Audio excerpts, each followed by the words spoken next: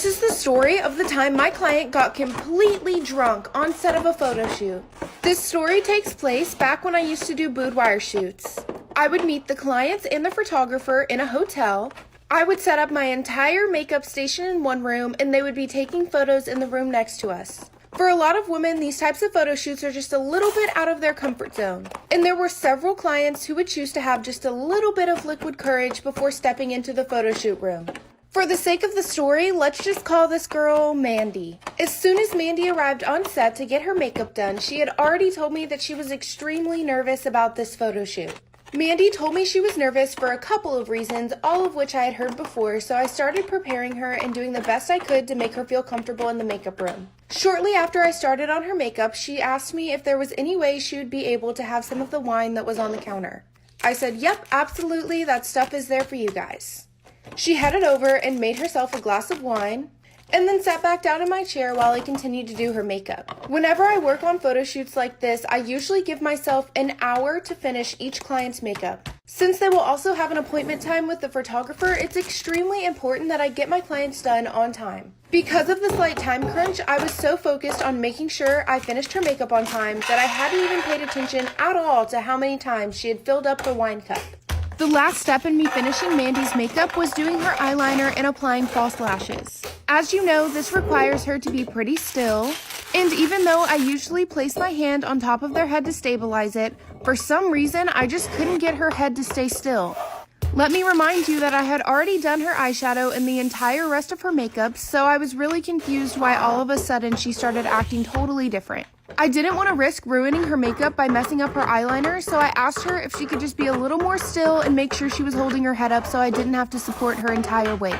When she looked up at me, that's when I realized that she was totally wasted.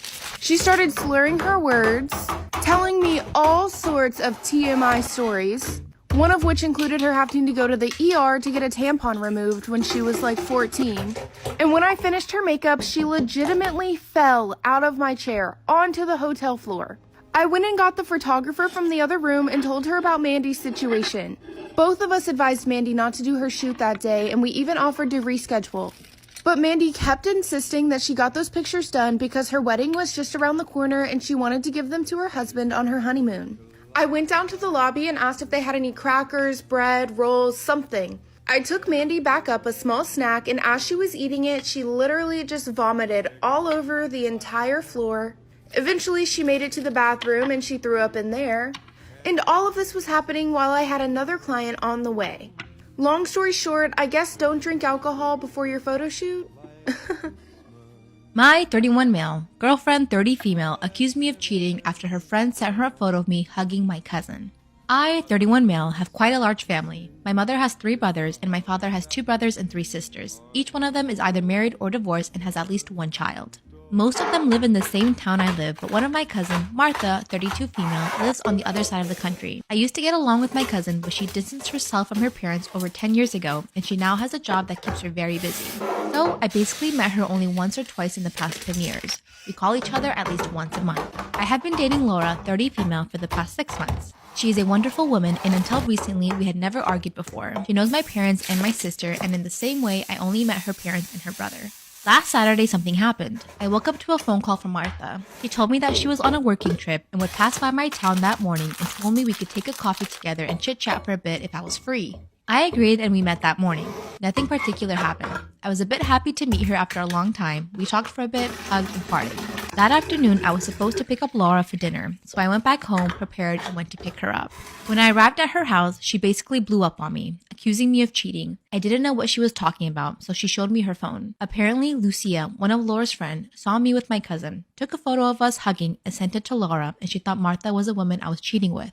Okay, I hate when people automatically just jump the gun and assume.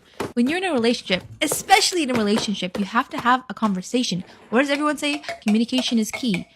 I would pull up the picture and say, hey, my friend sent this to me hugging this woman I don't know. Who is it? You don't go, you cheating ass motherfucker, you piece of ass I'm a kid. No.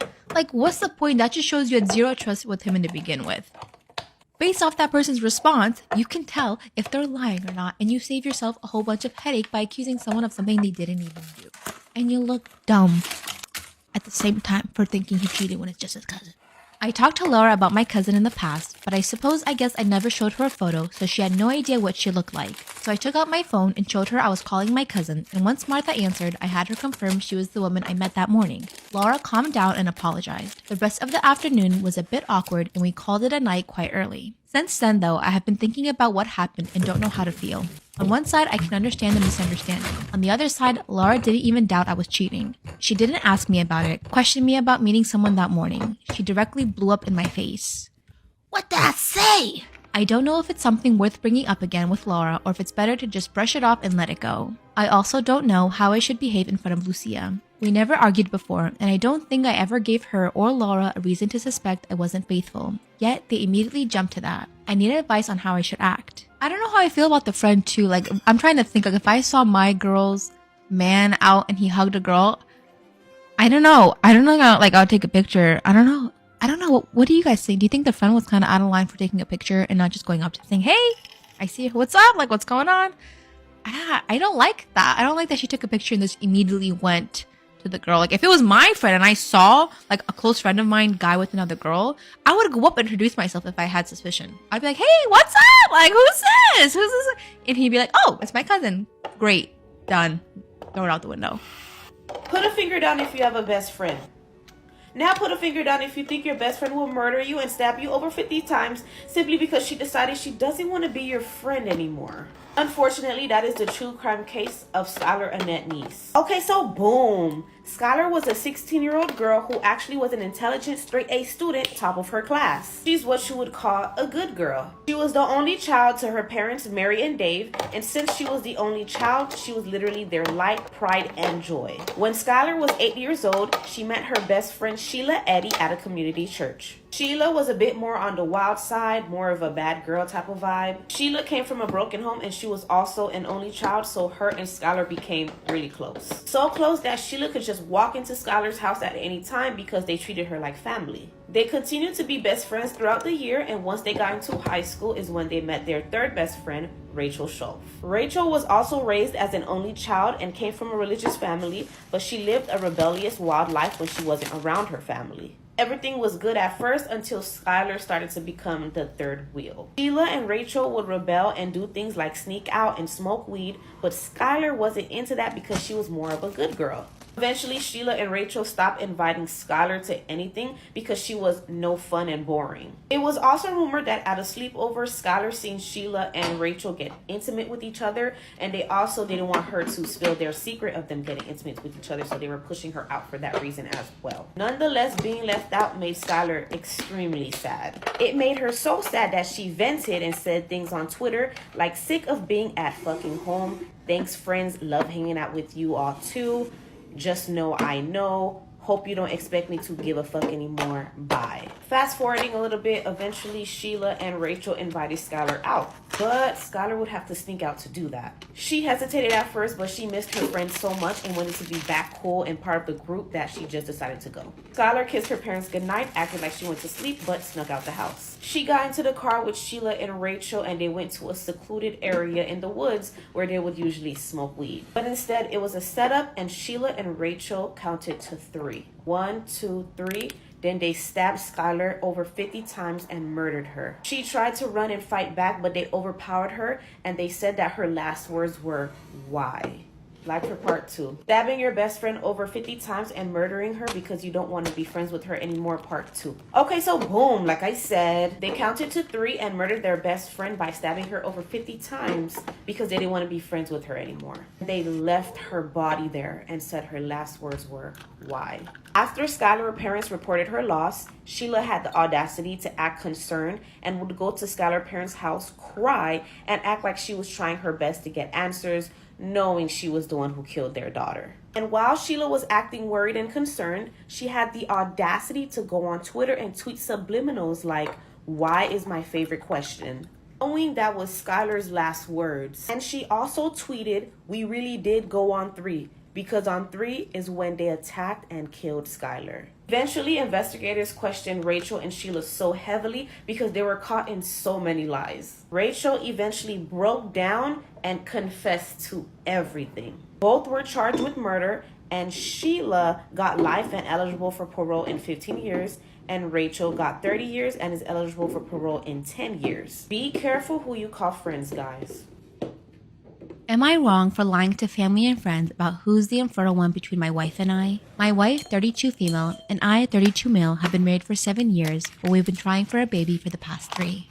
It has taken a toll on our marriage, and I admit that many times I have complained to family, friends, and coworkers about my wife's infertility. Well, what I thought was my wife's infertility. Maybe it is because we live in Utah, but whenever the idea of us being infertile came up, people just swarmed in giving my wife recommendations for fertility specialists. The talk was always, oh, my wife saw Dr. Whatever and we ended up having twins. Or, maybe your wife is just too stressed out. And I believed it because my wife contracted TB when she was 20 and volunteering in another country. Her primary care, who she saw when she was back home, just flippantly told her that TB could affect the genital area and prevent her body from housing a baby. We finally found a doctor who straight up told us that there was nothing wrong with her fallopian tubes or her endometrium. She suggested I get tested to see that I'm not the problem. The verdict comes back that I am the one with very low sperm count. I was so shocked and went to get another opinion which told me the same thing. I felt so shaken. And because a lot of people knew about our struggles, they also knew we went to a doctor again. At a family and friends gathering, people started asking me about what we found out, and I just panicked and said that my wife's TB was likely the cause, but not 100% necessarily. People saw that as my wife being the problem, and somebody even suggested I go through with divorcing her since I was 32 and complaining about being childless. People saw that as my wife being the problem, and somebody even suggested that I go through with divorcing her since I was 32 and complaining about being childless, saying I could be a dad within a year since it was a short marriage. What I did not realize was that my mom and my aunt would jump on that suggestion and start telling friends and their kids that I was getting a divorce, and that this was my wife's fault because she shouldn't have been so reckless when she was young. Wow! What was worse was some people thought it wasn't even TB, but a bacterial genital disease.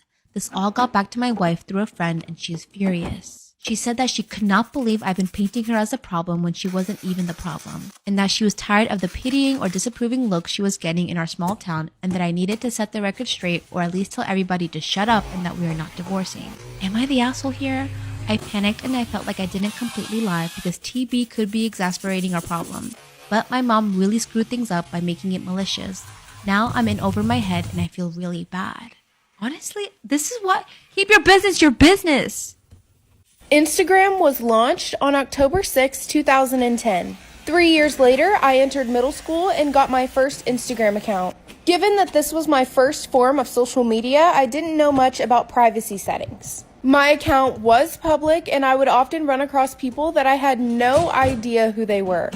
Of course, if they were older or seemed sketchy, I would just block them and remove them from my account. But one day, somebody appeared on my page and immediately sent me a DM. It said something like, "Hey, I think you're cute. Where do you live?" Obviously, I knew this was a red flag, so I go to their profile to see who this person is. A whole bunch of my friends were following him, and he was following them too. It said he went to a school that was about an hour and a half away, and since I was a cheerleader, I actually knew that this was a school. I thought maybe he saw me at a football game or something like that. Still, I was a little creeped out, so I started asking my friends about him. Go to part 2. After further investigation about who this mystery boy was, my friends told me that they had been messaging him and that he seemed like a really sweet guy. Long story short, we eventually exchanged phone numbers and began texting. After about a week of texting, he asked me if I would be willing to go to the movies with him if his mom drove him down for the weekend. Obviously, I would also have to ask my parents, but I asked him if I could call him because I really wanted to talk to the guy before I agreed to go somewhere in the first place. Whenever I called his phone, he didn't answer and it went straight to voicemail. And when it did, I realized that he was not who he said he was. The answering machine gave the name of a guy who actually went to my school, and at this point I knew that this mystery guy wasn't at all who he said he was. I texted him and called him out on catfishing me, and when I did, he threatened to unalive himself, and I had to get one of those school restraining orders that lasted all the way through high school. Am I in the wrong for getting upset when my girlfriend suggested that we split the dinner bill? For context, this is a 4-year relationship and we live together. I pay for utilities, she buys groceries, we both split rent and pay for our personal bills on our own. We have a joint account where we save for a future home. Finances has never been a huge issue. My girlfriend and I are not flat broke, but we are in a place where saving money is a priority. She budgets beautifully and is wonderful with saving money. Therefore, it's fair to say that she has more money than I do. My girlfriend makes it a point to make us go out for dinner once a week or every other week. She takes me to places I like or a place we both equally enjoy. She always offers to pay. I always let her. She's not like normal girls who does a check dance but still expects the man to pay. Whenever the bill comes, the waiter hands me the check, and without missing a beat, she always asks, "Do you want me to pay?" I always agree. I think this is such a nice perk in the relationship. I like when she takes me on dates. It makes me feel good about saving money. I have good food. She spends the whole evening asking about me, complimenting me, and planning our future. She's very sweet and does so much for me. The problem came up last night when she had a huge craving for appetizers and margaritas. She complained about spending her day off cleaning the entire kitchen and she didn't want to dirty any other dishes. She suggested that we go out, and I didn't see a problem with it. We had a great meal. Between the two of us, we had a few margaritas and the bill was adding up. Before the bill came, she asked if I would mind if we split the check, and began to explain how much these nights out are really eating away at her food budget. This is where I got confused. She invited me out to dinner, made the suggestion, and is insisting that we split the check. I would have denied the offer if I knew I would have had to pay. She also jabbed at me for always letting her pay and never once offering. She feels she's being taken advantage of, and if it wasn't for her, we would never go on dates because she's the one who makes the plans and pays. Is it really so awful that I don't want to pay for every single date and saving money is important to me? We had a small argument, she got really upset, paid the check, and we walked home without speaking. I said we just won't go to dinner anymore. This suggestion or any other suggestion wasn't helpful. She's been distant and incredibly upset and is now mentioning the weirdest problems and making me feel like a bad boyfriend. She's even mentioned wanting to break up over a $90 check. This is news to me, but overnight, I became an unappreciative and ignorant boyfriend who never helps out or makes her feel special, but we go out for dates every week. So, am I in the wrong here? Storytime on how I had a threesome with my mom and dad. Okay, so boom, let's jump right into it. Both my mom and dad are 38 and I just turned 18, so yes, I'm of age. I know it sounds crazy, but I've always found my parents attractive. I'm bisexual and I was determined to get my parents in bed. I tried everything to get them to notice. I slowly started flirting with my mom and dad individually. Then I started walking around the house with less clothes on. Then I started walking in on my parents doing the dirty. And it was actually working. So I decided to go for it. I sat them both down and I told them, I'm in love with y'all. They both laughed and said, we love you too, sweetie. And then I got sad and I said, no, not that type of love. I have romantic feelings for you guys. Then they shocked me and said, sweetie, we were in love with you ever since we adopted you. I was so happy.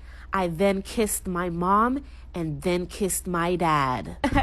Then we went upstairs and the rest is history. Now I'm my parents' girlfriend. Never give up, guys. Am I wrong for asking that my husband not share pictures of us? Friday night, my husband, 28 male, and I, 26 female, went to a nice dinner hosted by my husband's company. The dinner was mainly to celebrate the great year he and his team had, so he was basically the center of attention. I purchased a new white dress for the night. When I put it on before we left, my husband told me that the dress was practically see-through and left nothing to the imagination. I looked in the mirror and he seemed to be exaggerating, so I told him that it wasn't nearly as noticeable as he was making it out to be. You could sort of see the outlines of my bra, but everyone wears underwear, and unless someone was deliberately looking, it wasn't an issue. We went back and forth for a bit. I didn't have any other dresses that fit me, as I recently gained a bit of weight and haven't had a need to dress formal. He said he'd rather me dress more casual than wear that. After a bit of back and forth, he gave in and I wore it. We went to the dinner. I got to meet a lot of his coworkers and bosses. It was lovely. Afterwards, he wanted to make a post on social media about the night and asked me to choose which pictures to include. I saw the pictures of me and my jaw dropped. The flash on the camera and lighting in general made my outfit way more revealing than it looked in the mirror at home. You can see every roll, every freckle. It leaves almost nothing to the imagination. I was completely embarrassed and told my husband not to post them. He told me that he has no pictures of him without me, so there's not really much he could post from the night.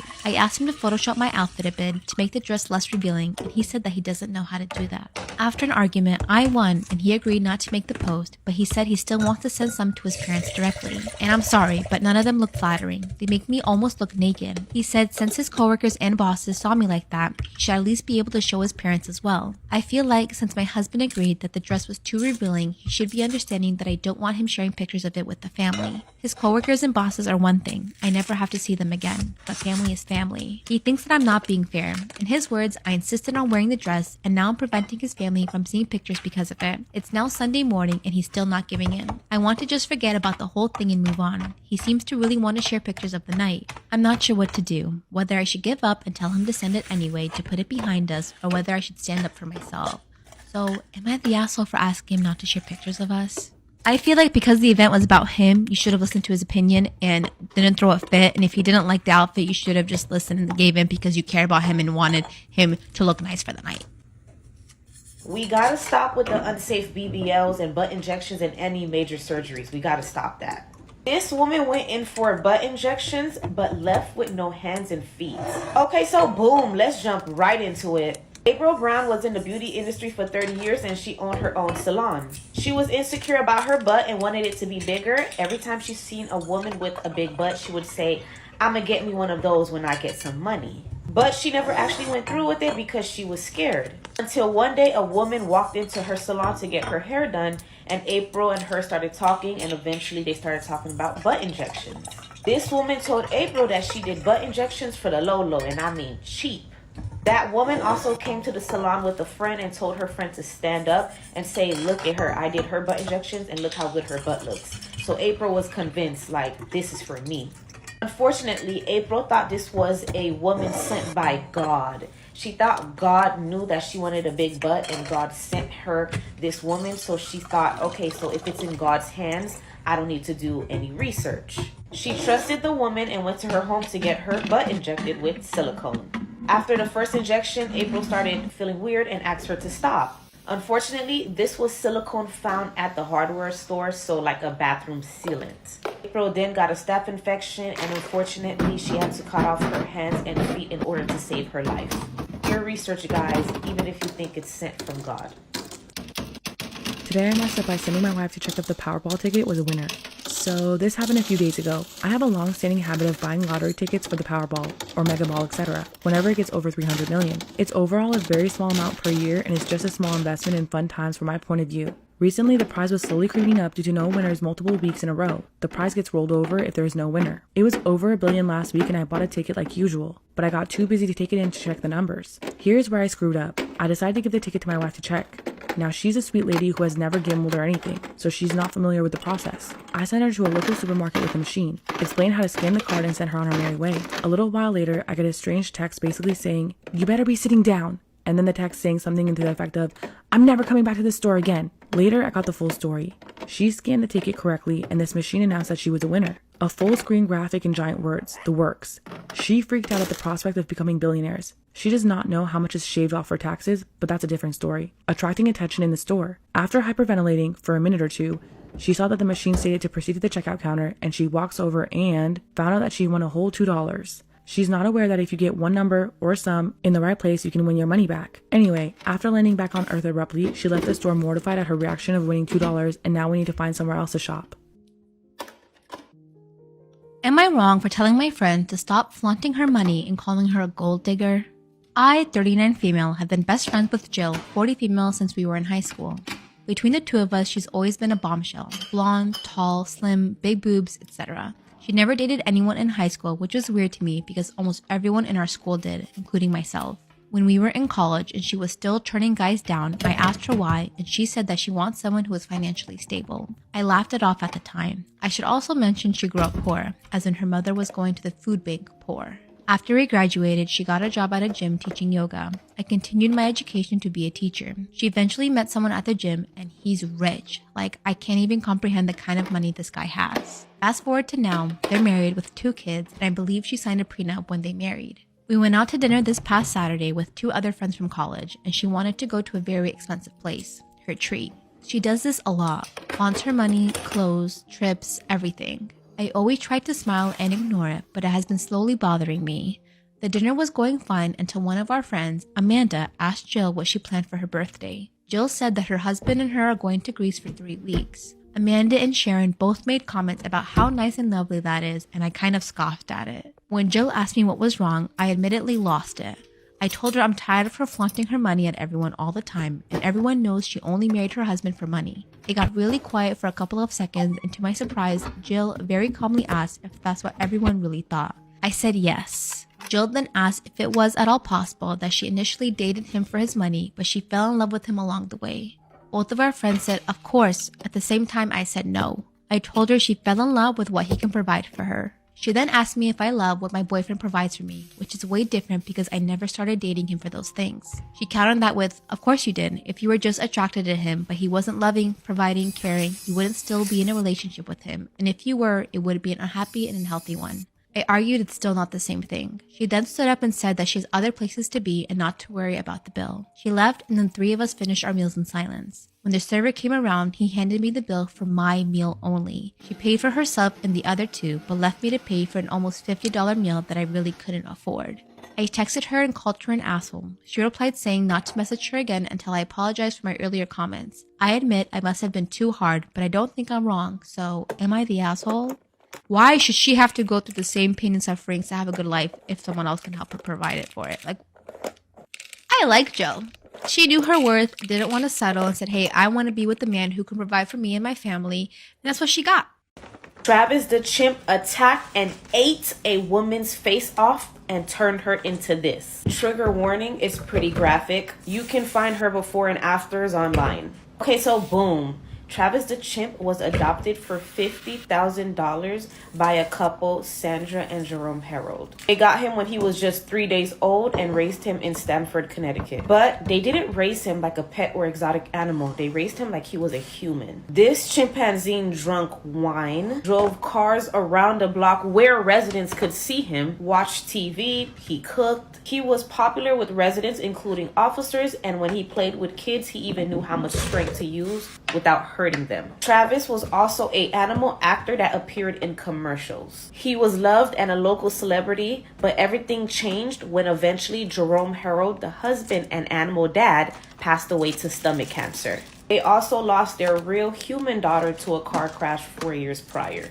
Now, Sandra, the animal mom, was left alone with Travis, and they only had each other. Sandra gave him the finest foods and made him drink wine in tall stem glasses. They took baths together and cuddled in the bed that they shared, so they slept together. Eventually, as Travis got older, around 14 years old, which is a fully grown chimpanzee, the older he got, the more aggressive and defiant he got, and was harder to control him. Travis had the strength of 5 adult human men at his big age. In Connecticut, you're actually not supposed to own a chimpanzee over 50 pounds. Travis was over 50 pounds, but of course, law enforcement, well, they didn't enforce anything because, again, Travis was a star and a local celebrity. Now in comes Charla, who was Sandra's good longtime friend who was paid to help look after Travis. This is before Travis completely attacked, mauled, and ate her face. But as you can see, she knew Travis ever since he was little, so most of his life. One day, Travis was all over the place and a bit jittery, so Sandra, the chimp's human mom, gave him some Xanax to help him calm down. She then called Charla, her good friend, to come over and help calm Travis down as well. Unfortunately, all hell broke loose, like for part 2. Sandra, the chimp's human mom, called her good friend Charla to help Travis calm down, after also giving him some Xanax to help him calm down. Once Charla arrived, Travis the chimp had taken his human mom Sandra's car keys and was leaving, because remember, this was a driving chimpanzee. To stop Travis from leaving and get him back into the house, Charlotte took Travis's favorite toy, which was a Tickle Me Elmo. She waved his favorite toy, the Elmo doll, to get his attention, but unfortunately, she definitely got his attention in a bad way. Travis the chimp flew into a rage and started violently mauling and attacking Charla and eating part of her face. Sandra, the mom, saw the attack by Travis on her friend and tried to stop Travis by stabbing him multiple times with a butcher knife. But he didn't stop. He kept on attacking Charla. Sandra then called 911 in her car. This is why you shouldn't have exotic animals as pets, part 3. Okay, so boom, like I said, Sandra called 911. If you haven't heard the call, go ahead in part 2. When the cops arrived on the scene, Travis then ran to the cop car and tried to open the door. When the door wouldn't open, he started hitting the car, and that's when the cops went ahead and shot him multiple times. This is where Travis went back into the house and died in front of his cage. But this just showed you how strong he was after being stabbed multiple times and shot multiple times. He still had the strength to walk into the house and then die in front of his cage. Carla was airlifted to a hospital, and by a miracle, she survived. She He ripped off her eyelids, tore off her nose, gouged out and ate her eyes, and almost tore one of her arms off. Charla's jaw was entirely dislocated and she was left brain damaged and permanently blind with no hands or fingers. She sued and ended up getting $4 million. She underwent face transplant surgery, and this is how she's currently doing. Unfortunately, Charla's new hands and fingers was rejected by the body, but fortunately, her face transplant was a success. Sandra, the chimp's mom, who lost now her chimpanzee, her husband, and her daughter, passed away a few months later due to an aneurysm. A brain aneurysm, to be exact. Leave the exotic animals alone, guys.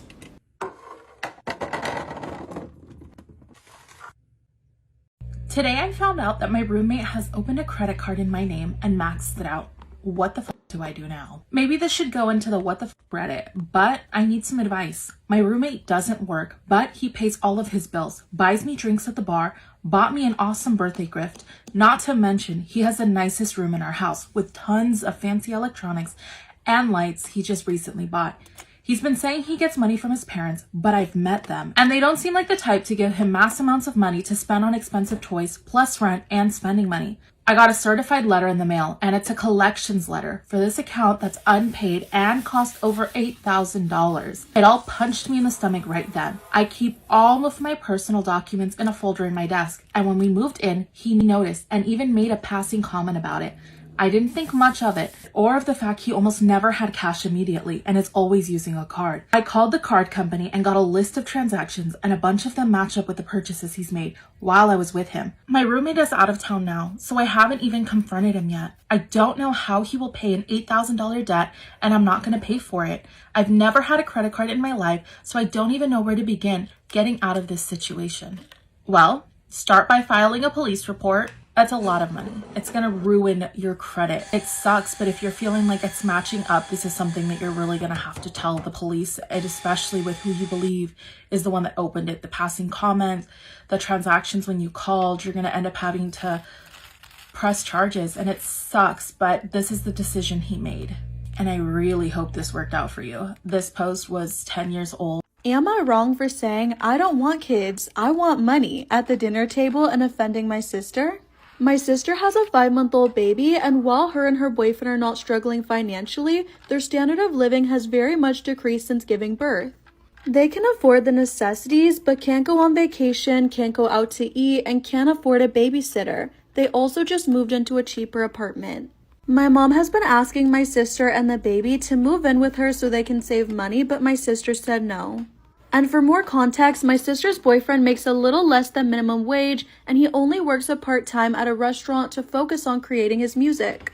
When my sister announced they were trying for a baby, my mom was really worried, and she's still worried about their financial situation. Because my sister is the primary income source for their household, and my mom has been giving them money every single month. Now, I make a little more than my sister, but I don't have kids. Well, last night, all the family came together for dinner. Am I wrong for saying I don't want kids, I want money at the dinner table and offending my sister? So last night, everyone came together for dinner, and my sister kept asking me when I'm going to have kids. And when I responded that I don't plan on having kids, she said I'll change my mind and I'm almost 30. I said I probably won't, and she kept pressing me on why, so I finally just said I don't want kids, I want money. And that's when she got really quiet, and when dinner was over, she left a voicemail to my mom, crying about how I attacked her and my mom is mad at me. My mom wants me to apologize to my sister, but to be clear, I do think my sister is in a nightmare situation, but I would have said that I wanted my own money even if she didn't have a baby. I've always thought that I'm not meant for parenthood, and I'd rather just be the cool, fun aunt that travels a lot and buys presents for my nieces and nephews. I didn't mean to insult her, and I've never once commented on her financials or relationship. That's not my place. Am I wrong? Am I wrong for not having much of a reaction to my daughter coming out and introducing us to her partner? Y'all, I don't know what is in my throat. It could be a bug, it could be dust, but last night, I don't know what I got in my throat, but it's stuck there and it won't get out. So please bear with me on my voice. Every time I talk, it tickles. I'm pretty sure it's hair. Anyways, my daughter is 23 and she requested dinner with us because she had something important to tell us. She introduced us and came out, and my wife was emotional and gave her a big hug and told her how proud she was. I, on the other hand, did not react to her coming out. I honestly did not care about that part. I was honest, her partner was cool and she was very interesting, but my wife told me I was rude for ignoring our daughter's announcement. I told my wife that I didn't care who she was attracted to and all I cared about was that she was happy. I tried to explain that I don't care about that stuff and people like who they like. No need for labels. Am I wrong for not having much of a reaction to my daughter coming out and introducing us to her partner? I told my wife that I didn't care who she was attracted to and all I cared about is that she's happy. I tried to explain that I don't care about that stuff and people like who they like and there's no need for labels. Love is love. She said that my view is slightly homophobic because it shows I'm not acknowledging a different view. I do not see it that way and I want to know if I'm wrong and should apologize to my daughter and her partner. Edited to add, for added context, I did not treat her situation as any different from her brother's. I took the time to get to know the person they're with, but my wife feels I should have treated it differently because they are different situations. Ignoring the fact does not help. For me, when I came out to my mom as lesbian, she did not, well, first as bisexual, she did not care, and then lesbian, she didn't care. She just treated me the same way, honestly, and I think that that's a great way to do it instead of making it a big thing. I'm considering leaving my fiance because of what his ex told me. I, 25 female, have been with my fiance Sean, 35 male, for 3 years. He proposed to me in December and I happily agreed. I've met and liked his family a lot, and likewise for him. Our circle of friends have come together. We have a dog and are saving for a wedding and a house. I'll note that I am an immigrant from an Eastern Europe country while he is fully American. Sean had a previous long-term relationship before me with Kate, 30 female, and he's been open about it. He told me that they were together for a few years but had an amicable split because of differing ideas about their future. He wanted to settle down and she did not. His words. He said they had no kids or assets, so it was easy to split. I've never met or spoken with Kate before. His family doesn't bring her up. When we got engaged, I didn't want to share it online until we got some professional photos taken. I have a large following on Insta, which we took a couple of weeks ago. I just received them last week and posted a couple of pics announcing our engagement. The very next day, Kate DM'd me. I knew it was her because the name matched and I recognized her picture from my fiance's old posts. She was very direct and said that I need to know the truth about Sean. According to her, they did not break up amicably, but rather he left her when she received a serious medical diagnosis. Also, they had apparently been married. I did not believe her at first, but she sent me lots of proof.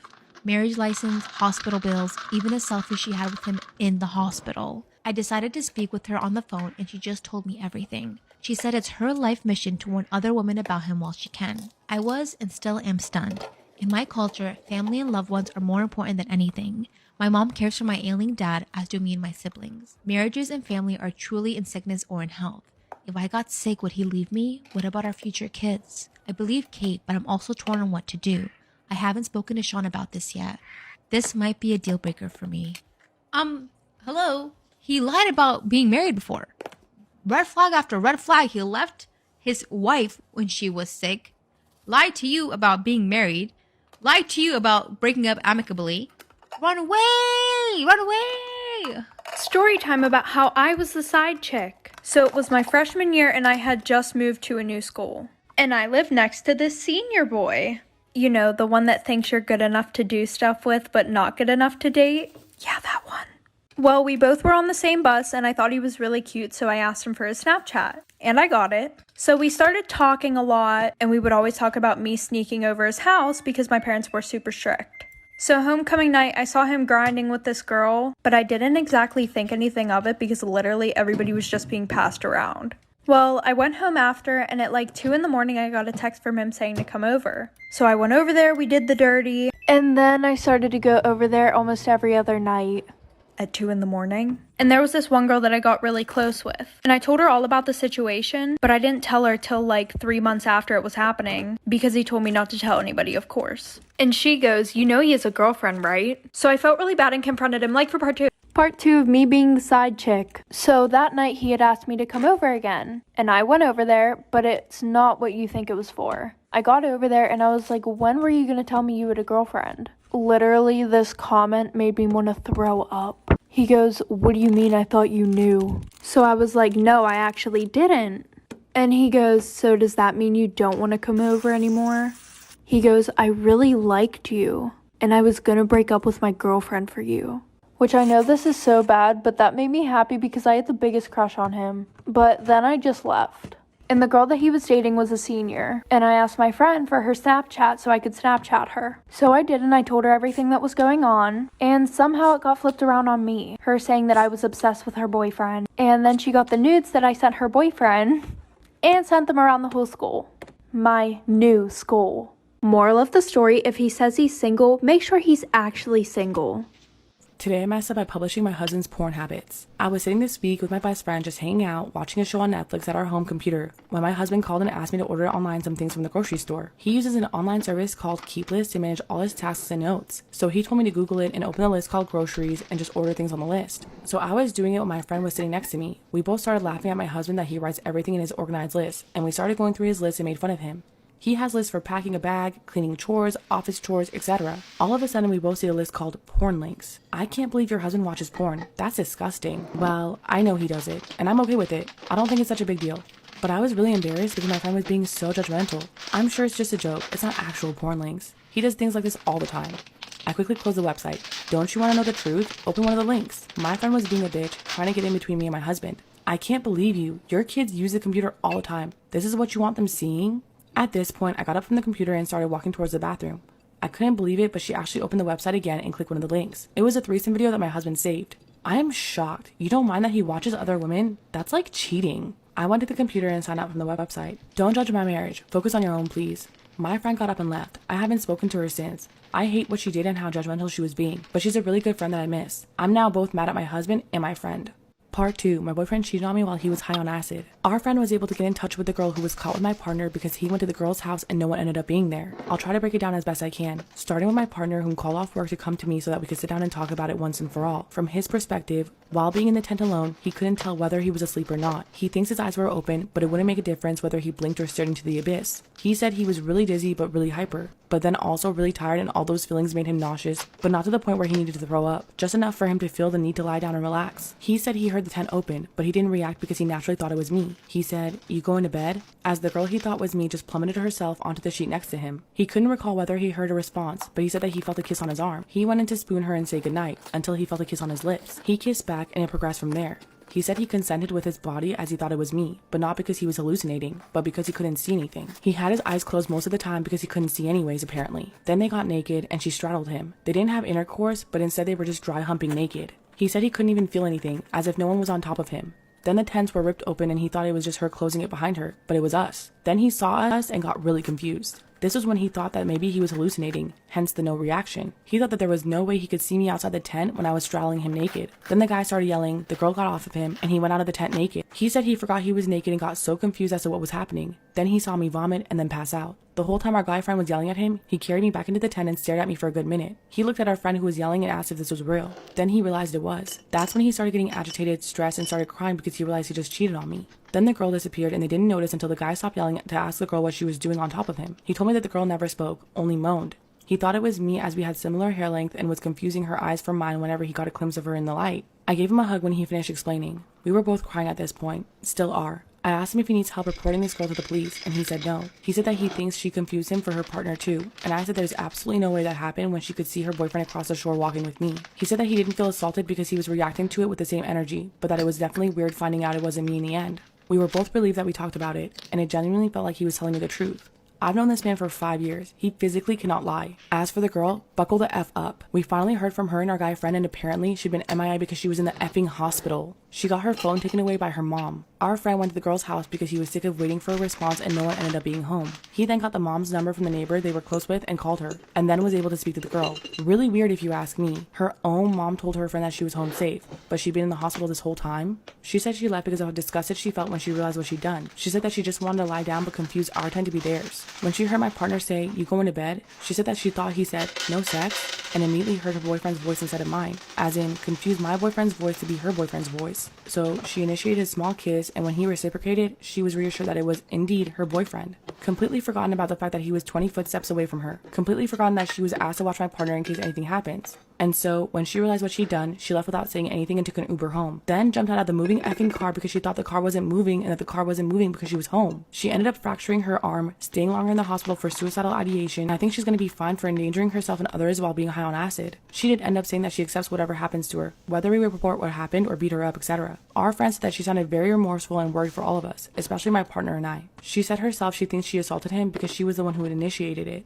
We're waiting to hear more from him about her, and now he's on his way to visit her. A lot about it is very unclear to us still and doesn't add up. Needless to say, I'm both relieved and horrified to have heard both parties' perspective. We'll continue to work on this and probably need therapy. We were irresponsible and really stupid. We thought the beach was an awesome idea for the solitude, silence, and the view, but we didn't factor the darkness and consequences for drinking and taking acid at the same time. There are things that happened in my relationships that I thought were normal, but were actually really fucking weird. After the second date with my ex, he made me talk to his stuffed animals, and he was 32 years old, and I had to talk to these dumb fucking stuffed animals. But I was like, oh my god, no, it's cute. Like, he's just like a sensitive guy. Like, I just have to talk to these. Like, why did I justify that? That's fucking weird that I was talking to stuffed animals. I was trying to break up with my ex because he cheated on me. He would make me watch church on his laptop and would like relate everything back to the pastor being like, oh, we should stay together because like the pastor said this, like that's what I'm getting from this message. And I'm like, I'm really not getting that. He's like, no, you're not like understanding the message deep enough. Like pastor wants us to stay together. And I like believed him, and I was like, you're right, like God wants us to stay together. What the fuck? My ex used to block me in the midst of our relationships, and he would blame it on the fact that he was scared his grandma was gonna die. Grandma was perfectly fine. Nothing was wrong with her. She wasn't sick. He was just scared that one day she was gonna die. So he blocked. It made no fucking sense. Like it makes no fucking sense. He just like hit me with that block after we had like a date night, and I'm like, well, he's probably scared about his grandma dying again. Like, what the fuck did I have to do with that? This was like the most fucked up. I'd get home from like a long day, I'd shower, do my skincare, I'd walk into my bedroom, and my ex would just be there. Like, what are you doing here? Like, I didn't invite you over. And he was like, yeah, like I snuck in. I just wanted to see if you were ever cheating on me. Like, how long have you been here? And he was like, well, I saw you shower and everything. And I was like, what the fuck is wrong with you? At the time, I was like, oh my God, babe, like that's so sweet. We like get to spend the night together. It's like, no, bitch, he was fucking stalking you. Like, he is a stalker. Every single time I'd be in the elevator with my ex, because we lived in the same dorm building, we'd get out of the elevator and he'd be like, oh, I fucked those girls in there. We weren't dating at the time he fucked them, but he literally fucked the entire school. So walking down the halls with him, I was walking with like fucking walking chlamydia at that point. I was like, you fucked everybody. And every time I'd be like, that's honestly disgusting. Like, you're pathetic. And he was like, you know that was before I found God. Like, why are you being rude? Like the dumb bitch I am, I'd be like, yeah, babe, you're right. Babe, you're right. You're right. That's my fault. I'm so fucking sorry. Like, just don't tell me who these bitches are. Like, I don't want to know this. He was like, well, I want you to know. And I was like, why? Why? One ex was like always playing tennis at like the weirdest fucking hours. Be like 9:30 on a Sunday. I'm like, why haven't I heard from you? He's like, I've been playing tennis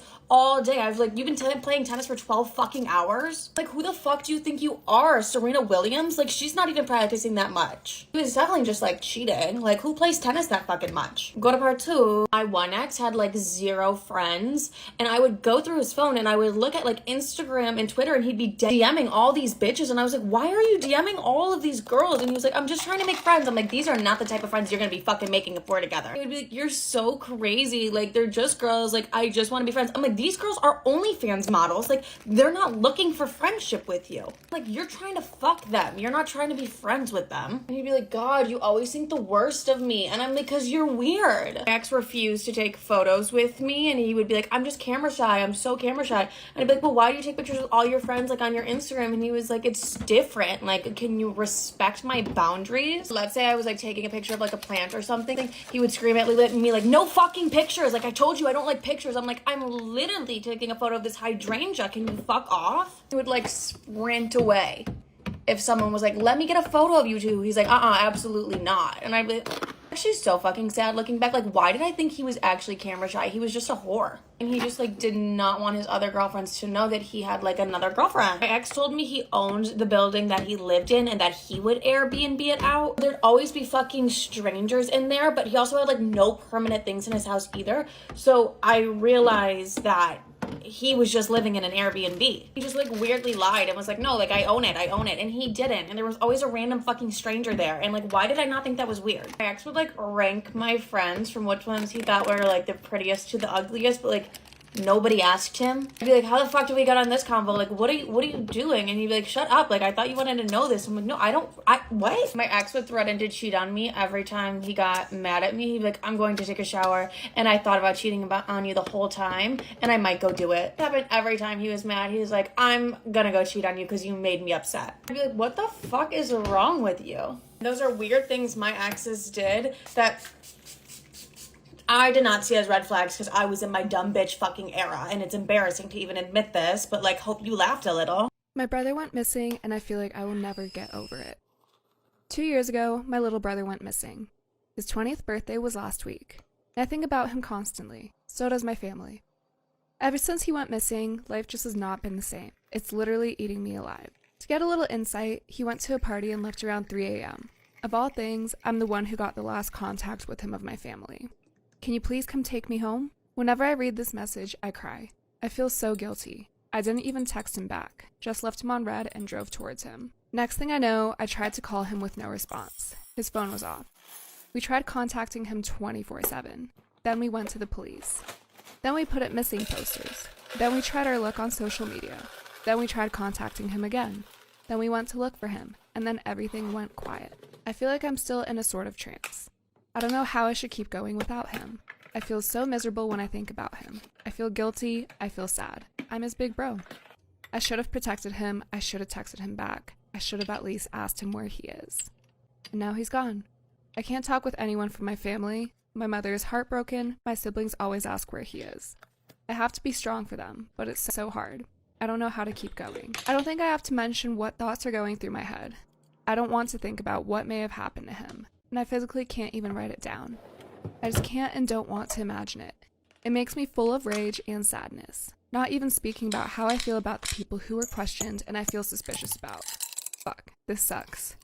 I know it's pointless, but Nick, if for some reason you're reading this, I love you, we all love you.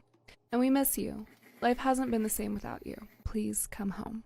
My boyfriend asphyxiated me, but swears he still loves me. I, 22 female, love my ex-boyfriend, 24 male. He was my whole world, my knight. He's been through hell, so I try to understand him and love him irregardless of his struggles. The first year of our relationship was pure bliss, and I just felt truly loved. That all changed the second year when we would get into fights, and he got so angry till he would hit the walls or himself, and then eventually choke me. Afterwards, he'd apologize severely, and I'd take him back because I thought I understand him and that he didn't mean to hurt me because he loves me. I just made him angry. Afterwards, things would somewhat go back to normal. He'd be all sweet and loving and give me many kisses on my face, and I felt loved. But this time, I was a little scared. Moving on, when we would have good times, they were really good. But when we would fight, things just went south. The choking became more intense, and the time while he is doing it is gradually becoming longer. But I know I can be a nagging bitch sometimes, always asking for him to be better, so I understand how this could get to him. But this time around, I had to just leave. We got into another heated fight, and I was ignoring and blocking him away, as I always do when I get really upset. Which upsets him, and he just literally snapped, hit the walls, hit himself I think, then put his hands on my neck and choked me so tight, this time he wasn't letting go. I had to scratch him and cry, and he snapped out of it and let me go. And I think I got asphyxiated, because I saw black for a few seconds and felt really light. I couldn't even hear what was coming from his mouth. When I came back, he was apologizing and crying, and I was trembling. 2 victims, I guess. I told him he wants to unalive me. He tried to drag me to the kitchen, saying, yes, let me unalive you. Then he laughs and says, I'm kidding. And I just couldn't believe my eyes or ears or anything. I left him, and he made me feel like I gave up on him. And he kept saying he's a fuck up and doesn't deserve anything. It made me feel horrible. So, am I the asshole or what?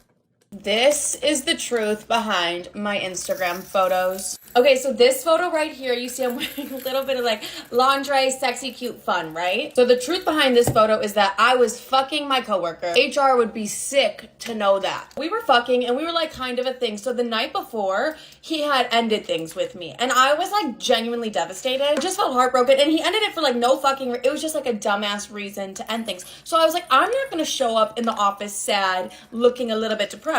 No, I'm gonna show up looking like a fucking whore. Like, the fact that I wore a white lace corset into the office is literally insane. I was not working like a corporate job, but like, I still probably should not have been wearing a white lace bodysuit into the office. Then to make matters worse, like obviously he saw me, he like tried to talk to me and I was like, Make matters worse, I made my coworker take those Instagram photos of me. We went into the side office and I was like, take these fucking photos of me. I need to look like a hot ass bitch on Instagram.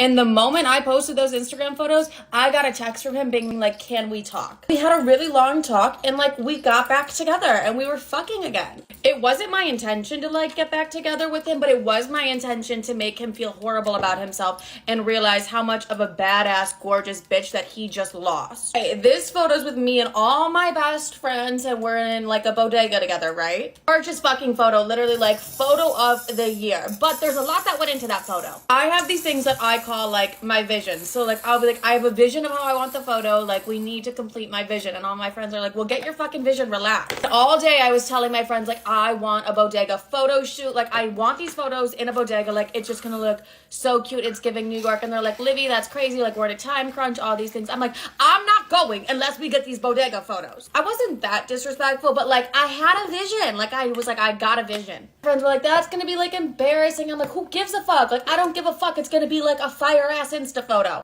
But my friends are like used to my manic ass, so they're like, okay Livy, like we'll get the photos. So we're in the bodega getting the photos and I'm like, we need one together, like let's ask the man. My friends are like, no, that's weird, like don't do that. They're like, Livy, he's working. I'm like, maybe he'll do it. I go up to him, I'm like, how are you? Like I get my bagels here every morning, like how are you? And he's like, I'm good. I'm like, can you just grab like 3 photos of us? Like thank you, like it'll be so quick, like please. And he's like, yeah, I guess. I'm like, thank fucking God. To my friends, I'm like, bitches, grab something that makes it look like we're in a bodega and fucking pose. That poor man, though, just like having to take those photos of us and we're all like this in it. But he fucking killed it. Like, he should shoot for Vogue. Go to part 2. This Instagram photo, stunning. But I was shooting with this photographer who had found me on like one of my casting websites and was like, let's shoot. And it was like in the middle of fucking nowhere. It was Brooklyn. No, but it was like a part of Brooklyn that like I had never really heard of. And I was like, whatever. So before this shoot, I had a talk with my ex-boyfriend and he literally, it was like the talk like, what are we gonna get back together kind of thing. So like we ended up getting back together, but he literally like fucked my makeup off of my face. Like in these photos, I had to like Facetune smooth my face because I'm like, I have like patches on my face of like makeup missing. I also have no idea why I did this photo shoot because the photographer was like really fucking creepy and just saying weird things to me the entire time. And I've like shot with a lot of people where it's not creepy, but he would just do this. Oh yeah, that's a good, that's such a good shot. And my ex-boyfriend was there watching the whole thing and he was like, what the fuck, lady? I'm like, can you shut up? This is my moment, babe. It was honestly just like a really creepy shoot, but like thank God my ex-boyfriend was there because like I just think I would have felt not safe whatsoever if he wasn't there. Like I would have just felt so uncomfortable. But hello, the photographer was making like little digs at my boyfriend the entire time. Like, what do you do? Like what, or my ex-boyfriend, like, what do you do? Just kind of like, I don't know why he was like doing that, but looking back, it's like really funny that he was like kind of talking shit to him a little bit. My ex was like, why was he so fucking rude? I was like, I don't know. It's just like a part of the craft. Like, I don't know. This photo's with my best friend, Tim. Tim is like me, but in boy form, and he's like a little bit more dramatic. But those photos were taken during like New Year's Eve while Tim was hosting a party.